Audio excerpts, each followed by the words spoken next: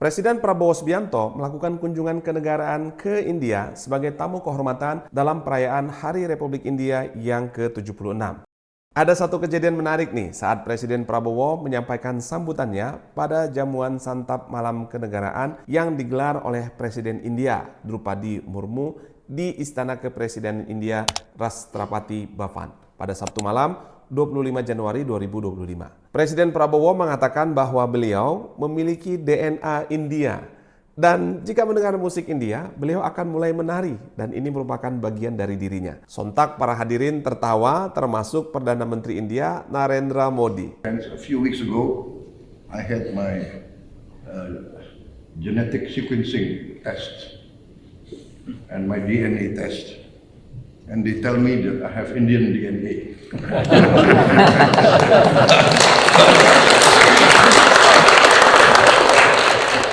And everybody knows when I hear Indian music, I start dancing. So hal ini membuat suasana jamuan makan kenegaraan itu menjadi semakin hangat dan bersahabat. Bagaimana Presiden Prabowo menggunakan diplomasi DNA ini untuk membangun hubungan bilateral ini terus berkembang sehingga membawa manfaat nyata bagi masyarakat kedua negara. Dan teknik komunikasi seperti apa yang digunakan Presiden Prabowo dalam sambutannya sehingga bisa membangun hubungan dan suasana yang begitu akrab sesama para pemimpin negara. Dan bagaimana teknik itu bisa juga kamu gunakan dalam komunikasi kamu untuk membangun hubungan dengan mitra ataupun orang lain. Mari kita cari tahu. Di bagian 1, kita akan kupas struktur komunikasi persuasif Presiden Prabowo dalam sambutan tersebut.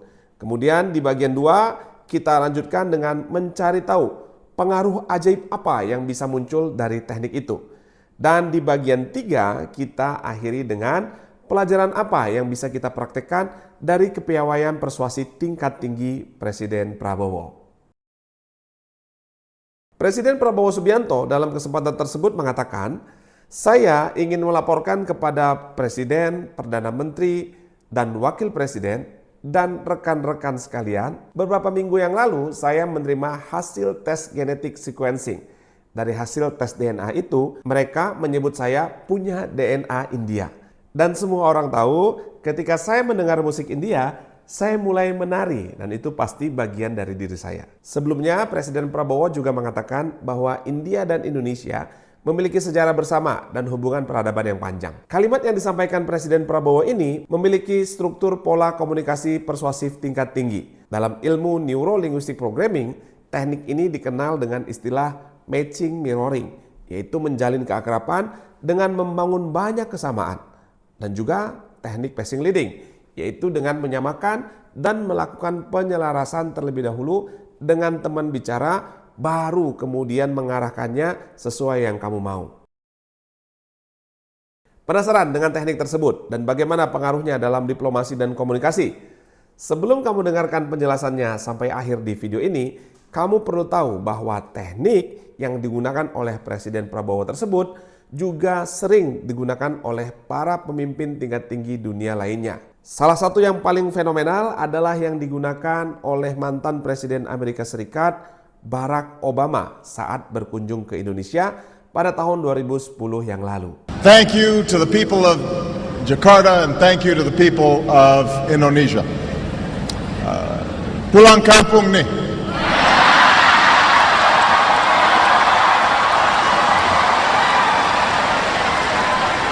Let me begin with a simple statement. Indonesia bagian dari diri saya.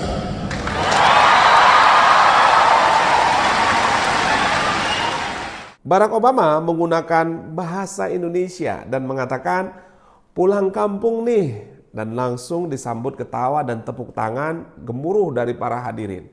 Dan itu artinya Obama berhasil menarik perhatian dan simpati audiennya. Kemudian Obama mengatakan, Indonesia bagian dari diri saya. Dan di masa itu bukan hanya para hadirin yang hadir di sana saja, tetapi hampir sebagian besar masyarakat Indonesia merasakan seolah-olah sangat dekat dengan Barack Obama. Ini sama persis dengan yang dikatakan Presiden Prabowo bahwa di dalam dirinya ada DNA India. Media di India dan dunia pun merespon hal yang sama. Secara naluriah, baik secara logis maupun emosional, kita cenderung mencari kesamaan dengan orang lain. Semakin banyak kesamaan yang kita miliki dengan mereka, maka semakin mudah terbentuknya hubungan yang akrab atau biasa disebut dengan rapport. Sebaliknya, semakin besar perbedaan yang ada, semakin sulit bagi kita untuk membangun hubungan yang erat. Kesamaan ini dapat dikategorikan ke dalam beberapa aspek, seperti latar belakang pribadi, kesamaan dalam cara pandang terhadap dunia, atau persepsi terhadap topik pembicaraan, serta kesamaan dalam aspek fisik yang tampak atau visual, pola bicara auditori, dan kondisi emosional atau perasaan yang dirasakan atau kinestetik. Dalam hal ini, Presiden Prabowo membangun komunikasi dengan menyamakan dirinya baik secara pribadi dan juga secara Indonesia keseluruhan dengan India dan masyarakat India. Bahwa kita memiliki kesamaan sejarah, budaya, dan peradaban. Bahkan bagian dari kita sama, bagian dari diri kita sama. Ini adalah teknik tingkat tinggi karena mampu langsung menghujam ke dalam diri pribadi dan ikatan emosional yang sangat mendalam. Efeknya, perasaan keterikatan batin yang kuat akan terbangun dan ini akan memunculkan trust yang tinggi sehingga nantinya saat leading kita akan mudah untuk menemukan kesepakatan bersama. Nah, sekarang apa yang bisa kita pelajari dan terapkan dari sambutan Presiden Prabowo tadi? Jika Anda ingin menjalin keakraban dan hubungan baik dengan pihak lain, serta memiliki tujuan atau kepentingan untuk bisa mempengaruhinya, maka mulailah dengan membangun terlebih dahulu kesamaan dan keselarasan dengan orang tersebut. Kemudian berikan pengakuan dan penghargaan kepada teman bicara Anda. Barulah setelah itu Anda bisa mengarahkan kepada terjalinnya kesepakatan.